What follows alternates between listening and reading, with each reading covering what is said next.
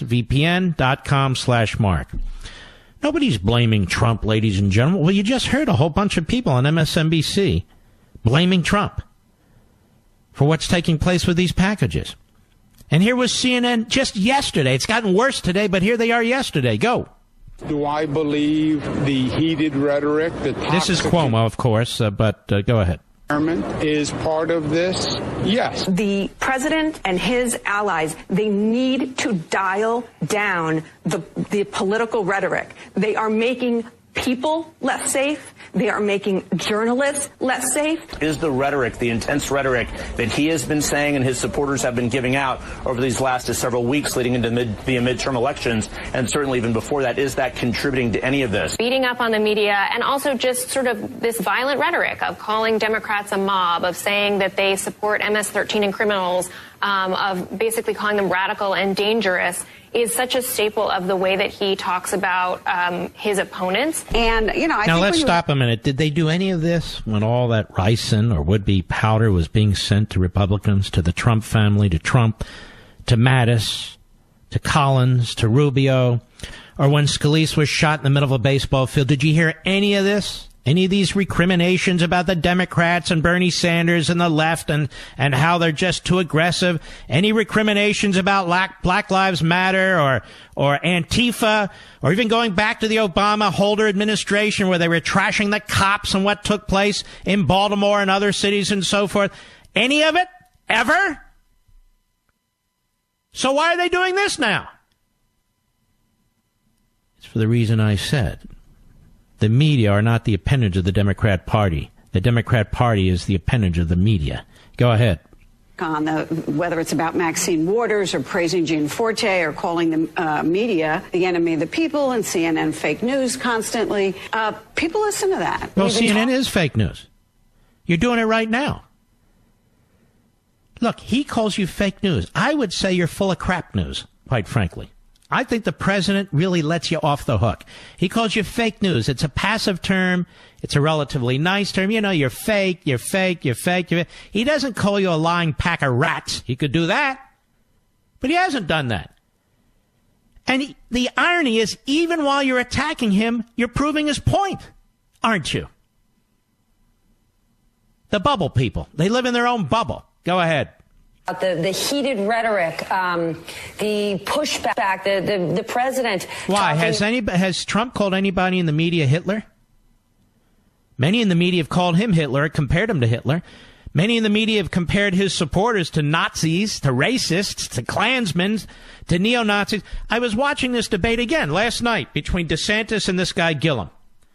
And Gillum's talking about how neo-Nazis are supporters of Ron DeSantis.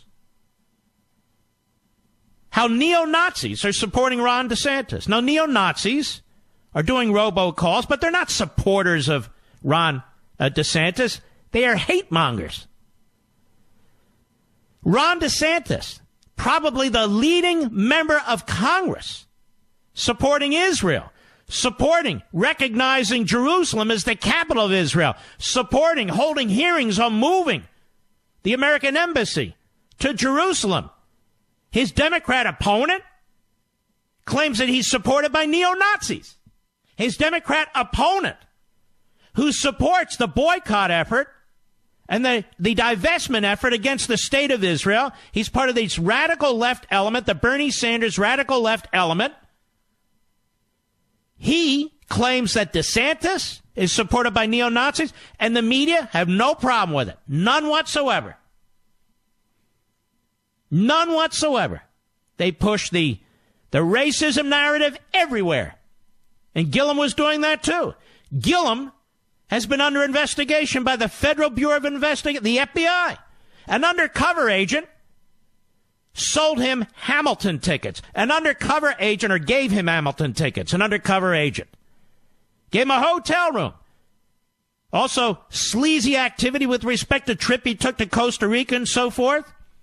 He's got corruption all over his administration. And his default position is, you're only saying this because I'm African American.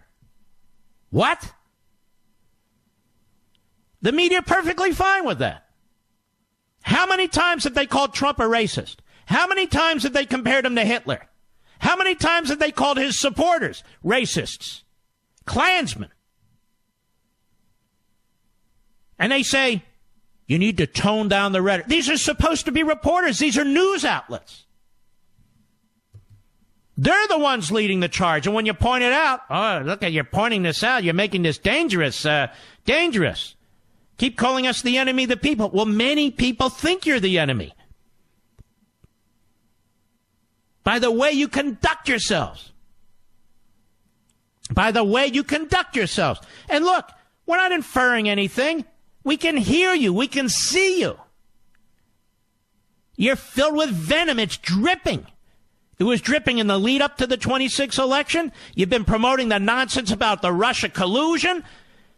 You grab onto Stormy Daniels. Notice this Avenatti, this lawyer, where judge just ordered him to pay almost $5 million. This lawyer who's now part of a criminal referral by the Senate Judiciary Committee. He was on CNN all the time, spewing his idiocy and his hate. Why would they put a fool like that, a slip and fall lawyer like that, on CNN day in, day out, day in, day out?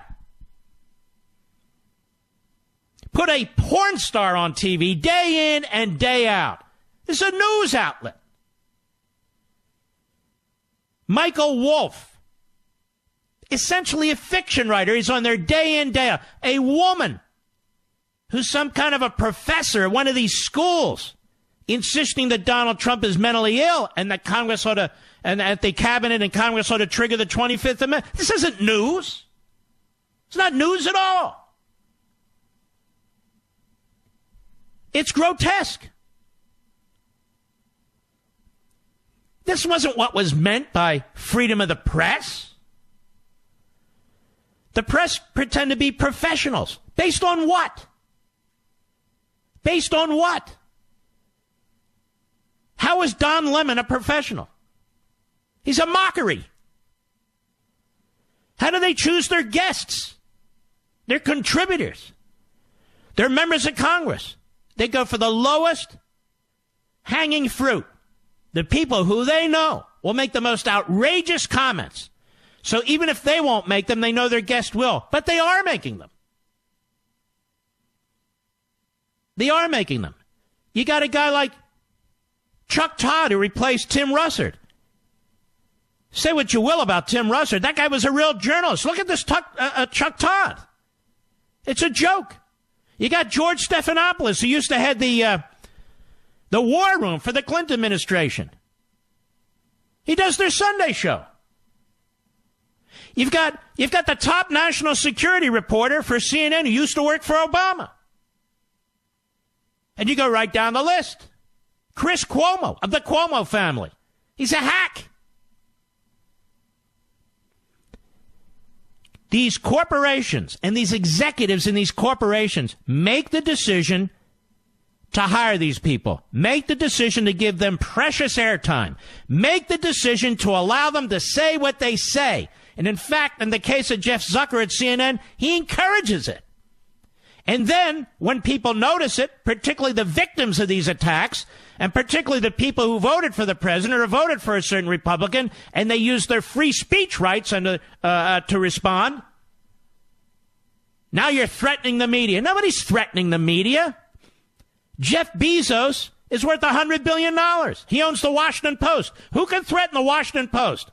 You got some guy in Mexico that used to own, maybe still does 17% of the New York Times. He's worth $50 billion. Who is threatening these news entities? Comcast, as I recall, owns NBC and MSNBC. Nobody's going to touch them. Time Warner owns CNN. These are major, massive international corporations.